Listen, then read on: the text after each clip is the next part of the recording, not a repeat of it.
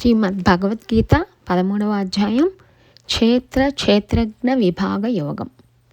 అర్జున ఉవాచ ప్రకృతిం పురుషం చైవ క్షేత్రజ్ఞమేవ చ ఏతద్వేదితుమిచ్ఛామి జ్ఞానం జ్ఞేయం చ కేశవ. అర్జునుడు అంటున్నాడు, కేశవ, ప్రకృతి పురుషుడు, క్షేత్రజ్ఞుడు, జ్ఞానం జ్ఞేయం, వీటన్నిటి గురించి తెలుసుకోవాలని నా అభిలాష. శ్రీ భగవానువాచ ఇదం శరీరం కౌంతేయ క్షేత్రమిత్యభిధీయతే ఏతద్యో వేత్తి తం ప్రాహుః క్షేత్రజ్ఞ ఇతి తద్విదః. శ్రీ భగవానుడు అంటున్నాడు, కౌంతేయ, ఈ శరీరమే క్షేత్రమని, దీనిని తెలుసుకుంటున్నవాడే క్షేత్రజ్ఞుడని క్షేత్రజ్ఞుల తత్వం తెలిసిన వాళ్ళు చెప్తారు. క్షేత్రజ్ఞం చాపి మాం విద్ధి సర్వక్షేత్రేషు భారత క్షేత్రజ్ఞయోః జ్ఞానం ఎత్తద్ జ్ఞానం మతం మమ. అర్జున, క్షేత్రాలన్నింటిలోనూ ఉన్న క్షేత్రజ్ఞుని నేనే అని తెలుసుకో. క్షేత్రజ్ఞునికి సంబంధించిన జ్ఞానమే సరైన జ్ఞానమని నా ఉద్దేశం. తత్క్షేత్రం యచ్చయాదృచ్ఛ యద్వికారి యతచ్చయత్ సచయో యత్ప్రభావచ్చ తస్సమాసేన మే శృణు.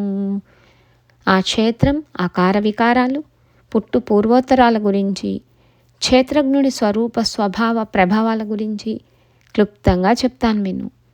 ఋషిభిర్బహుదా గీతం ఛందోభిర్వివిధైః పృథక్ బ్రహ్మసూత్రపదైశ్చైవ హేతుమద్భిర్వినిశ్చితై. ఋషులు ఎన్నో విధాలుగా ఈ క్షేత్రజ్ఞుల తత్వాన్ని చాటి చెప్పారు. వేరువేరుగా వేదాలు సహేతుకంగా, సందేహరహితంగా, సవివరంగా బ్రహ్మసూత్రాలు ఈ స్వరూపాన్ని నిరూపించాయి. మహాభూతాన్యహంకారో బుద్ధిరవ్యక్తమేవ చ ఇంద్రియాణి దశైకం చ పంచచేంద్రియగోచరాః. పంచమహాభూతాలు, అహంకారం, బుద్ధి, మూల ప్రకృతి, 10 ఇంద్రియాలు, మనస్సు, 5 ఇంద్రియ విషయాలు, కోరిక, ద్వేషం, సుఖం, దుఃఖం, దేహేంద్రియాల సమూహం, తెలివి, ధైర్యం, వికారాలతో పాటు వీటి సముదాయాన్ని సంగ్రహంగా క్షేత్రమని చెబుతారు. అమానిత్వమదంభిత్వం అహింసా క్షాంతిరార్జవం ఆచార్యోపాసనం శౌచం స్థైర్యమాత్మవినిగ్రహః ఇంద్రియార్థేషు వైరాగ్యం అనహంకార ఏవ చ జన్మమృత్యుజరా వ్యాధి దుఃఖదోషాసు దర్శనం ఆసక్తిరనభిషగ్భంగః పుత్రదారగృహాదిషు పుత్రదారగృహాదిషు నిత్యం చ సమచిత్తత్వం ఇష్టోనిష్టోపపత్తిషు మయి చానన్యయోగేన భక్తిరవ్యభిచారిణీ వివిక్తదేశసేవిత్వం అరతిర్జన సంసది ఆధ్యాత్మజ్ఞాన నిత్యత్వం అత్తత్వజ్ఞానార్థదర్శనం ఏతజ్ఞానమితి ప్రోక్తం అజ్ఞానం యదతోన్యథా.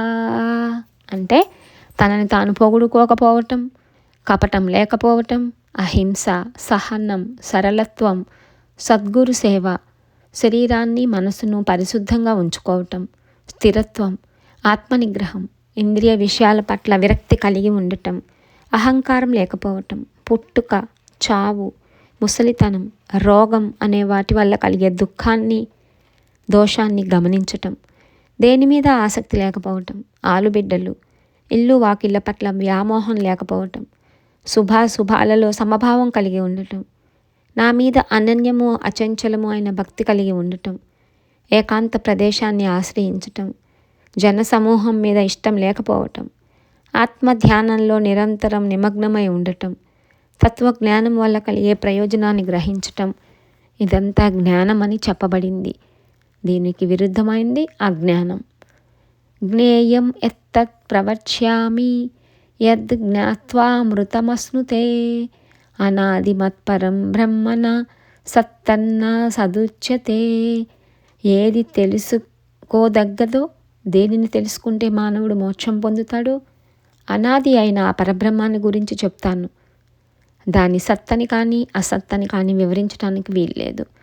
సర్వతః ప్రాణిపదం తత్ సర్వతోచ్చి శిరోముఖం సర్వతః శృతిమల్లోకే సర్వమావృత్య తిష్టతి.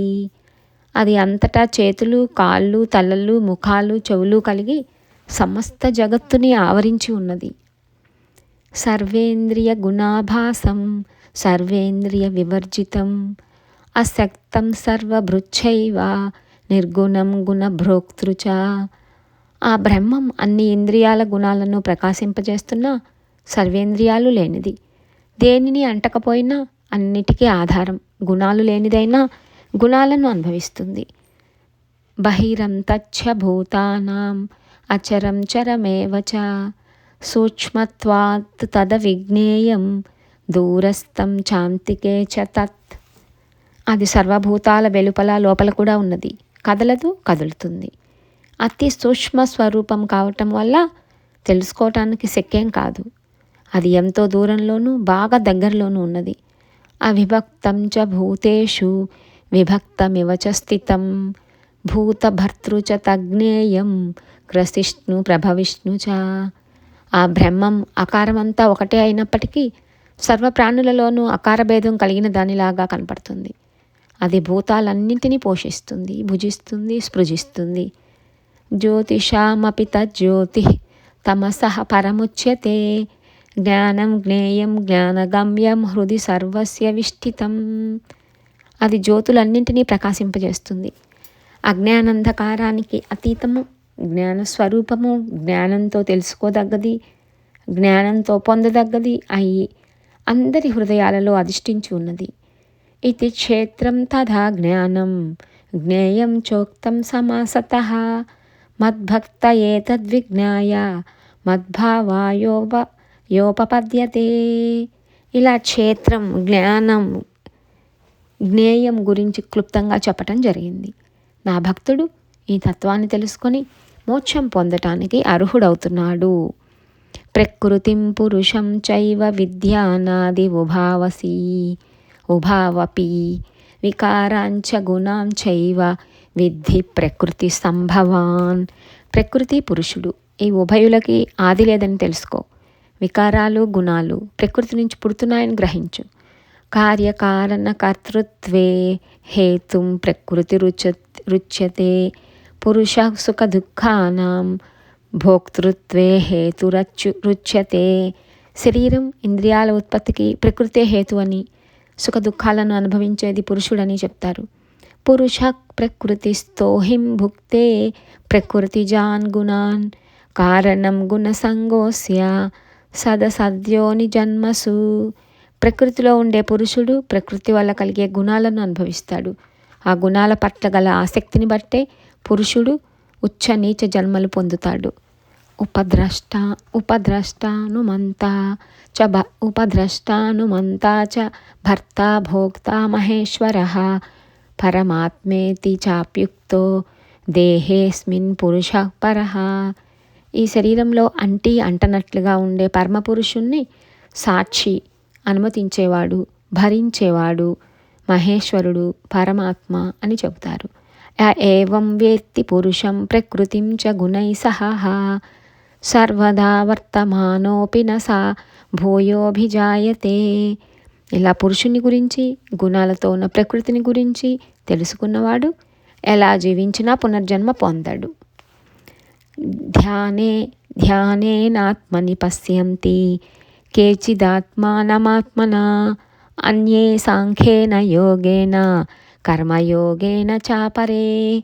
ధ్యానయోగం ద్వారా కొంతమంది, జ్ఞానయోగం ద్వారా మరికొంతమంది, కర్మయోగంతో ఇంకొంతమంది పరమాత్మను తమలో దర్శిస్తున్నారు.